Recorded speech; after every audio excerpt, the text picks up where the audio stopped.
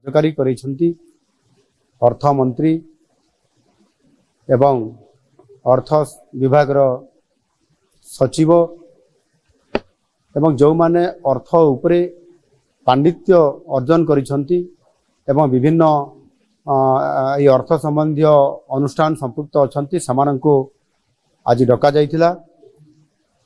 आपण माने जानती आम सरकार प्रथम ही लोकंक सरकार भावरे साधारण जनतांकर मतामत को गुरुतर दे आसी एवं अति सुखद खबर अच्छी तेबे आपण माने समस्ते जेमिति कि देखुचंती विभिन्न समय रे विभिन्न विभागर कर्मचारी माने आंदोलन करंती। पूर्व थर जेतेबेले माननीय मुख्यमंत्री नवीन पट्टनायक बिजु जनता दल रे थिले सेतेबेले से जें सब प्रतिश्रुति देइथिले विभिन्न समय रे नुआ वर्ष रे भेटी दियंती एवं तांको जन्मदिन रे मध्य 57,000 कर्मचारींकर रेगुलर करि दैथिले। एबे वर्तमान विरोधी दलर नेता हिसाब रे जे काम करूछंती नवीन पट्टनायक सहित जे कि अछंती आपण माने देखुछंती मोहन चरण माझी वर्तमान रो मुख्यमंत्री आपेक्षिक आलोचना आपेक्षिक बुझामर्ता सब चली ए बुझामणा मध्य जदि देखिए आउटसोर्सिंग हो पारती अंगनवाड़ी कर्मचारी हो पारती आशा कर्मचारी हो पारती विशेषकर प्राथमिक शिक्षकों सहित जो माने भी पाचिका थिले से आंदोलन पर सरकार निश्चित भाव में सेक्रेटरी सचिव स्तर में आलोचना सरी। आगे आपण माने बजेट कथा टिके सुनि नियंतु। पूर्वर बजेट प्रस्तुत करिसेंती बजेट को कार्यकारी करिसेंती अर्थमंत्री एवं अर्थ विभाग सचिव एवं जो माने अर्थ उपरे पांडित्य अर्जन करिसेंती एवं विभिन्न ये अर्थ संबंधी अनुष्ठान संपुक्त अछंती समानंको आज डका जाइथिला। आपण माने जानती आम सरकार प्रथम ही लोकंक सरकार भावरे साधारण जनतांकर मतामत को गुरुतर दे आसी 2024 आर्थिक वर्ष पर साधारण बजेट आगामी 25 तारीख रे विधानसभा रे उपस्थापित हेबार ये कार्यक्रम अछि। आमर बजेट टी जेपरी वास्तव रे लोकंकर बजेट हेकरी लोकंक पाखरे उपस्थापना हो पारिबो समस्तंकर आशा आकांक्षा को प्रतिफलित करि पारिबो सेथिपाई ये उद्यम जारी रही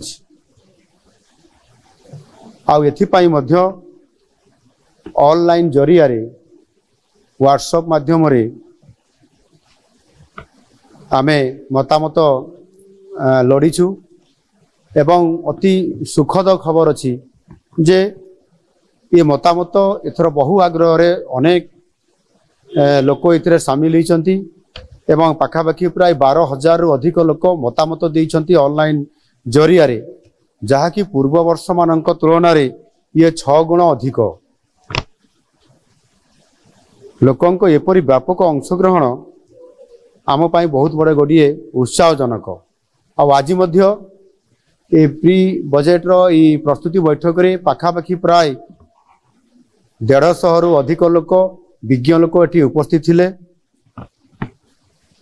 सेमानक भितर अनेक जहाँ मु कहली अर्थ संबंधी विभिन्न विभाग विशेषज्ञ अर्थनीतिज्ञ पूर्वतन अर्थमंत्री अर्थ सचिव एवं समाजर विभिन्न वर्गर लोक माने अर्थ संबंधी जो माने अनेक ओडिशार भविष्य कथा चिंता करती से समस्ते विभिन्न मतामत देइछंती। ये मतामत देवा भितर समानक भितर 26 जन अति मूल्यवान तांकर प्रस्ताव एवं मतामत से सेठी उपस्थापना करने सहित मध्य लिखित आकार मध्य प्रस्ताव समान देइछंती। सेमानकर समस्त मतामत एवं प्रस्ताव को आम विभाग तरफ लिपिबद्ध करा जाइछि एवं ताहाकू विचार करी आगामी दिन रे जो आमर बजेट आसबार अछि तांकर मतामत को निश्चित भाव रे आमे यथासंभव एथिरे प्रतिफलित करिया पई आमे चेष्टा करिवु। आ सेथिपाई जो लोकंकर बजेट जेभली भाव रे आज लोकंका पाई प्रस्तुत होगा जाऊँगी ता निश्चित भाव रे आगामी दिन रे ओडिशा को नुआ ओडिशा गठन करिबारे सहायक हबो। धन्यवाद। ତେବେ ଆପଣମାନେ ସମସ୍ତେ ମାନ୍ୟବର ମୁଖ୍ୟମନ୍ତ୍ରୀ ଯିଏକି ରହିଛନ୍ତି ଆପଣମାନେ ଦେଖିଲେ ମୋହନ ଚରଣ ମାଝୀ ସ୍ପଷ୍ଟ ଭାବରେ ବଜେଟ୍ରେ ଉପସ୍ଥାପନ କରିବା ସହିତ ସାଧାରଣ ଜନତାଙ୍କର ମତ ନେଇଥିଲେ ଏବଂ ସାଧାରଣ ଜନତା ଯେଉଁମାନେ କି ସିଧାସଳଖ ଅନଲାଇନ୍ ଜରିଆରେ ବିଭିନ୍ନ ସମସ୍ୟା ଉପରେ ଜଣାଇଥିଲେ। ବିଶେଷ କରି ଯେଉଁ ଅଙ୍ଗନବାଡ଼ି କର୍ମଚାରୀମାନେ ଆନ୍ଦୋଳନ କରିଥିଲେ ଆସନ୍ତା 16ରେ ବି ପୁଣି ଆନ୍ଦୋଳନ ଅଛି ଆପଣମାନେ ଜାଣିଥିବେ, କିନ୍ତୁ ପ୍ରତିଶ୍ରୁତି ପରେ ସେମାନେ ଯାହାକି ଧାରଣାକୁ ସ୍ଥଗିତ ରଖିଥିଲେ। ମୁଁ ସବୁ ବିଭାଗ ବିଷୟରେ କହିବି, କମ୍ପ୍ଲିଟ୍ ଭିଡ଼ିଓ ଦେଖିବେ। ତ ଅଙ୍ଗନବାଡ଼ି କର୍ମଚାରୀମାନେ ଯାହାକି ଆପଣମାନେ ଜାଣନ୍ତି ବର୍ଦ୍ଧିତ ଦେୟ ମାସିକ ଭତ୍ତା 26,000 ଟଙ୍କା ଦାବି ସମ୍ପର୍କରେ ଆଲୋଚନା ହୋଇଥିଲା। ସହାୟକମାନଙ୍କୁ 8,000 ଟଙ୍କା କେବେଠାରୁ ମିଳିବ? ବିଶେଷ କରି ଆପଣମାନେ ଦେଖିଥିବେ ହାଇକୋର୍ଟରେ ଯେଉଁ ବ୍ୟବସ୍ଥା ଆସିଲା, ହାଇକୋର୍ଟ ମାନ୍ୟବର ଯିଏକି ରହିଛନ୍ତି ଉଚ୍ଚ ନ୍ୟାୟାଳୟ ଯେତେବେଳେ କି ଅଙ୍ଗନବାଡ଼ି କର୍ମଚାରୀମାନଙ୍କ ସୁବିଧା ବିଷୟରେ ଆଲୋଚନା କରି ନ୍ୟାୟ ଦେଇଥିଲେ, ତାହା ମଧ୍ୟ ଯେଉଁ ଲାଗୁ ହୋଇନାହିଁ ସେ ବିଷୟରେ ମଧ୍ୟ ସଚିବ ସ୍ତରରେ ମଧ୍ୟ ଆଲୋଚନା ହୋଇଛି। ବିଶେଷ କରି ଆପଣମାନେ ଜାଣନ୍ତି ବର୍ତ୍ତମାନର ଉପମୁଖ୍ୟମନ୍ତ୍ରୀ ହିଁ ଅଛନ୍ତି ICDS ବା ଆପଣଙ୍କର ଚାଇଲ୍ଡ ଏବଂ ଓମେନ୍ ଯେଉଁ ଆପଣଙ୍କର ଡେଭଲପମେଣ୍ଟ ଡିପାର୍ଟମେଣ୍ଟରେ ଅଛନ୍ତି। ତେଣୁ ମନ୍ତ୍ରୀ ସଚିବ ସ୍ତରରେ ଯେହେତୁ ସବୁ କଥା ଆଲୋଚନା ହୋଇଛି, ସମସ୍ତେ ଆପଣମାନେ ଜାଣିଥିବେ ଅଙ୍ଗନବାଡ଼ି ଆଶା କର୍ମଚାରୀଙ୍କର ଯେଉଁ କଷ୍ଟ ଯେଉଁ ପରିଶ୍ରମ ତା ବାବଦରେ ଯେଉଁ ଅନରିୟମ୍ ମିଳୁଛି ବା ଯେଉଁ ଭତ୍ତା ମିଳୁଛି ତାହା ସମୁଦ୍ରକୁ ଶଙ୍ଖେ। ଡେଫିନେଟଲି ଦରମା ମିଳିବ।